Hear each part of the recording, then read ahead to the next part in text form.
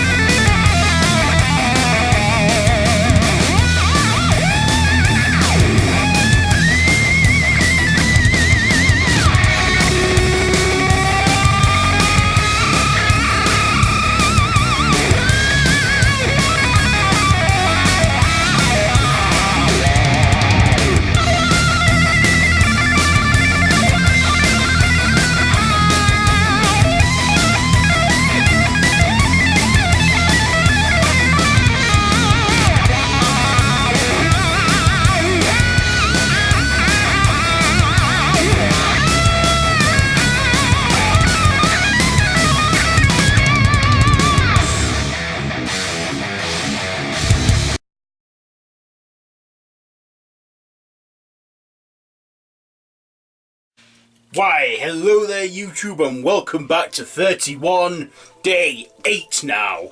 And for this one, I'm starting, my Nightmare on Elm Street review. So yes, today I am reviewing A Nightmare on Elm Street, written and directed by the great horror master himself, Wes Craven, and written and directed by Wes Craven, starring John Saxon, Ronnie Barkley, Heather Lengenkamp, Amanda Weiss, Nick Corey, Johnny Depp, and Robert Englund. So, this is a supernatural slasher film, of course, about teenagers that that have nightmares of a burnt-up man with a bladed glove. And he is, of course, the notorious Freddy Kruger. And he goes out on a killing rampage, killing all the teens in their dreams. And when they die in their dreams, they die for real, because that's Freddy. So,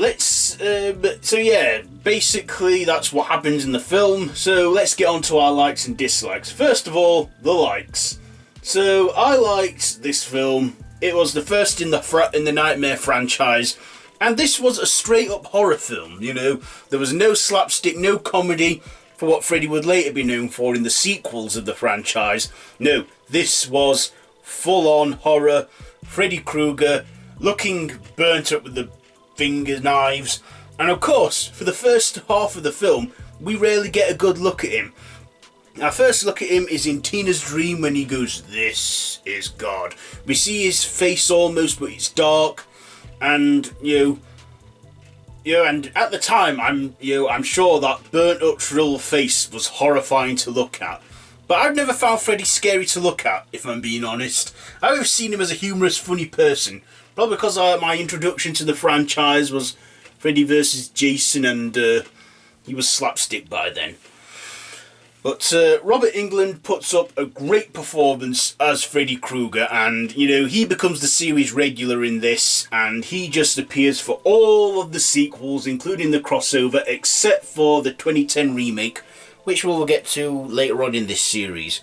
But yeah, Freddy Kruger, Robert Englund's performance in this, absolutely fantastic. And, you know, he immortalised himself in horror from that point on.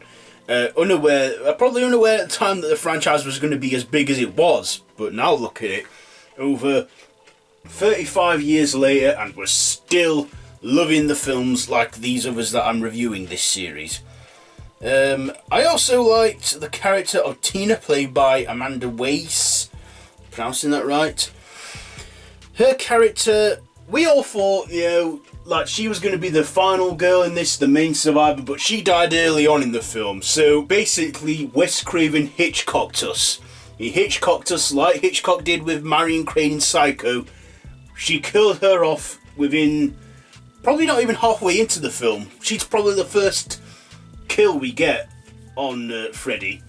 And, you know, this wouldn't be the first time, and this won't be the last time Wes Craven did this Hitchcock thing, because he would have done it, because he did it 12 years later in his slasher classic Scream with Drew Barrymore, Casey's character. Yeah, I just loved, you know, that with it.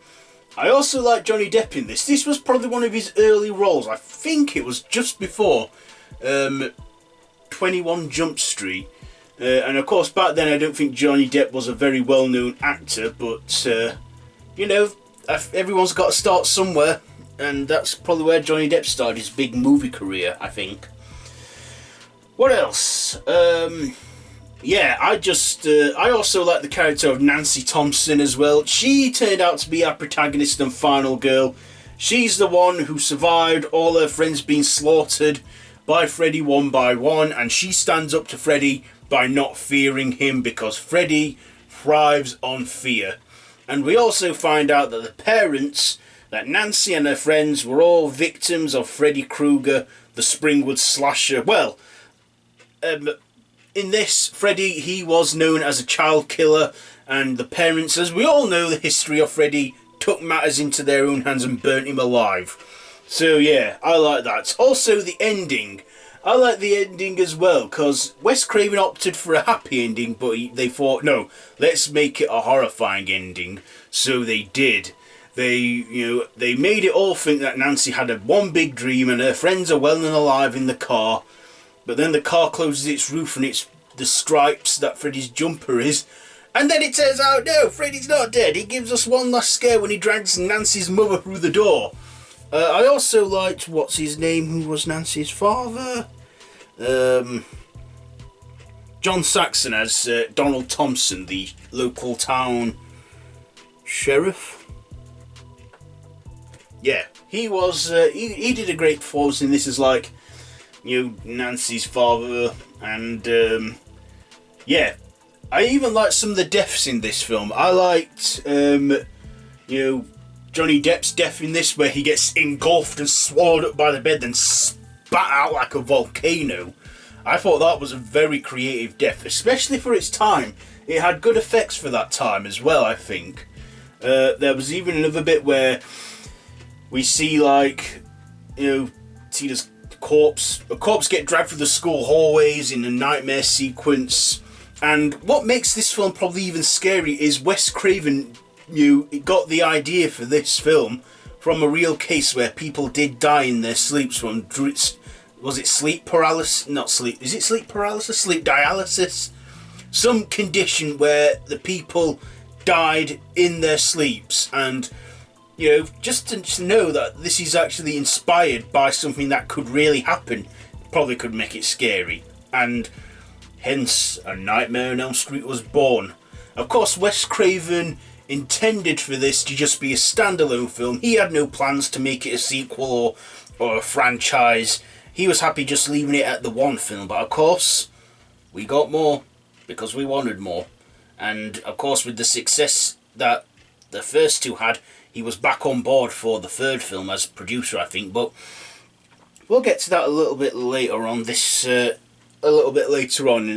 day, what day will I do Nightmare 3? Day 12. So, got a list here. So, my dislikes. Is there anything for me to dislike? I don't think I have anything to dislike about this. It had a great score, very unsettling score. You know, this one, I love it. I love this one, you know, just as much as Friday and Halloween. So yeah, but has the least sequels in the 3 franchises that I'm reviewing. Okay, so with all that being said, Nightmare on Elm Street, great film, great writing and directing and cinematography from the great Wes Craven, you know, and yeah, I'm giving Nightmare on Elm Street, do you know what, the hell with it, I'm giving it 5 bladed gloves out of 5 for A Nightmare on Elm Street. So, that has been day 8 of 31, so, and that has been my review on A Nightmare on Elm Street, so do join me tomorrow where I will be reviewing Friday the 13th Part 5, A New Beginning. So, if you like this video, be sure to give it a big thumbs up, don't forget to share with your friends, don't forget to please subscribe to my channel if you haven't already and to hit that notification bell. All of my social media links are down below in the description. You can watch all of 31 so far on this channel from day 1 to now. So, until tomorrow, don't have nightmares. And that's no actual pun, I do say that at the end of all my videos because, hey, everyone has their way of, you know, logging out. So yeah, again, don't have nightmares.